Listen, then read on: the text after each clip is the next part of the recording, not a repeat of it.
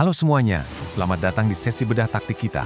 Hari ini, kita bakal mengupas tuntas salah satu duel paling epik di babak 16 besar Piala Dunia 2026, Derby Iberia di Dallas. Ini bukan sekedar pertandingan biasa ya, ini adu strategi level tinggi antara dua raksasa Eropa. Kita akan lihat murni dari kacamata data dan taktik di atas lapangan, berdasarkan data komprehensif dari Opta. So, siapkan catatan kalian, dan mari kita mulai. Nah, pertanyaannya sekarang, siapa penguasa semenanjung Iberia yang sebenarnya? Kedua tim datang ke Dallas bawa cerita yang benar-benar kontras. Di satu sisi, ada Spanyol racikan Luis de la Fuente yang tampil dominan banget, nyaris tanpa celah. Di sisi lain, kita punya Portugal di bawah Roberto Martinez. Mereka ini punya mental baja, lolos dari lubang jarum, dan ngebuktiin kalau insting bertahan hidup mereka itu level juara. Dua filosofi berbeda bakal tabrakan di satu titik penentuan. Kalau kita bicara bola, angka itu nggak pernah bohong. Coba kita lihat matriks serangan mereka di sepertiga akhir. Datanya ngeri teman-teman. Spanyol punya selisih expected goals atau XG di angka plus 1,80 per pertandingan. Ini bukan angka sembarangan loh. Ini rekor terbaik negara Eropa manapun sejak timnas Prancis yang legendaris di tahun 98.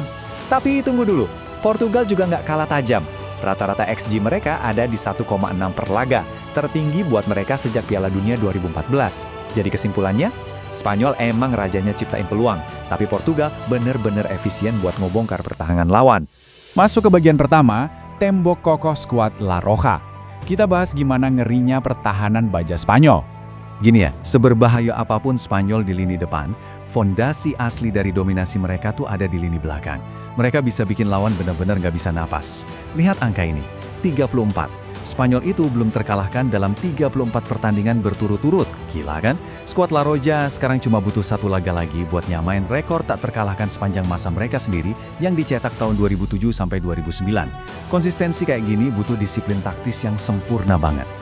Dan kalau 34 laga tak terkalahkan itu belum cukup bikin lawan merinding, coba lihat angka yang satu ini. 4. Itu adalah jumlah clean sheet, alias nirbobol beruntun yang dicetak Spanyol di awal Piala Dunia ini. Sepanjang sejarah mereka, ini belum pernah terjadi. Bahkan di daratan Eropa, Spanyol itu cuma negara kedua yang bisa bikin 4 clean sheet beruntun di Piala Dunia sejak Swiss di tahun 2006. Rapat banget, nggak ada celah sama sekali di belakang. Semua ini ngebuktiin betapa dinginnya taktik dari seorang Luis de la Fuente. Pendekatannya benar-benar tanpa ampun. Kita sama-sama lihat gimana mereka ngehancurin Austria 3-0 di babak 32 besar kemarin. De la Fuente sekarang megang rekor tak terkalahkan di 11 laga turnamen mayor. Dan timnya cuma kebobolan 4 gol selama periode itu. Kalau dia nggak kalah di laga ke-12 nanti, namanya bakal sejajar sama pelatih elit macam Aimé Jacquet dan Louis van Gaal. Oh ya, satu lagi. Kalau Spanyol sukses nahan imbang Portugal tanpa gol, mereka bakal jadi tim pertama di sejarah Piala Dunia yang nyetak 6 clean sheet beruntun sejak 2022. Tapi pertahanan kuat aja nggak cukup kalau nggak ada Algojo di depan. Disinilah Mikel Oyarzabal ambil peran krusial. 2 golnya ke gawang Austria ngebuktiin kalau dia ini ujung tombak yang super klinis. Dengan total 4 gol sejauh ini, Oyarzabal resmi jadi pemain Spanyol dengan gol terbanyak dalam satu edisi Piala Dunia sejak eranya David Villa di tahun 2010. Insting pembunuh Oyarzabal ini udah pasti bakal bikin bek-bek Portugal pusing kepala. Lanjut ke bagian 2, ketahanan taktikal tim Portugal. Sekarang kita bahas daya juang dari skuad Seleksiau. Kalau Spanyol identik sama dominasi yang rapi, Portugal racikan Roberto Martinez ini ibarat survivor sejati.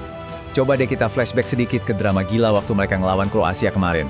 Di menit ke-90, Cristiano Ronaldo akhirnya pecah telur, nyetak gol perdana di fase gugur.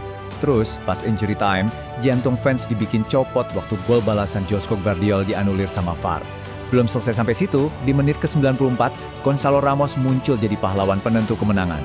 Kemenangan penuh keringat ini ngasih lihat seberapa gede determinasi mereka buat lolos ke perempat final beruntun untuk pertama kalinya dalam sejarah.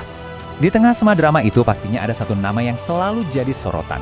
Mengutip catatan sumber kita, Roberto Martinez bakal butuh banget versi paling klinis dari seorang Cristiano Ronaldo. Sang kapten punya rekor yang nggak main-main nih di Derby Iberia. Dia megang rekor gol terbanyak lawan Spanyol dengan 4 gol, sejajar sama Eduardo Vargas. Di laga seperti gini, pengalaman dan mentalitas Ronaldo bisa banget jadi kartu as buat ngacak-ngacak sistemnya di La Fuente. Masuk ke bagian 3, rekor pertemuan dan sejarah. Mari kita kupas beban masa lalu dari duel klasik ini. Kalau kita bedah rekor head-to-head mereka, hasilnya cukup bikin kaget.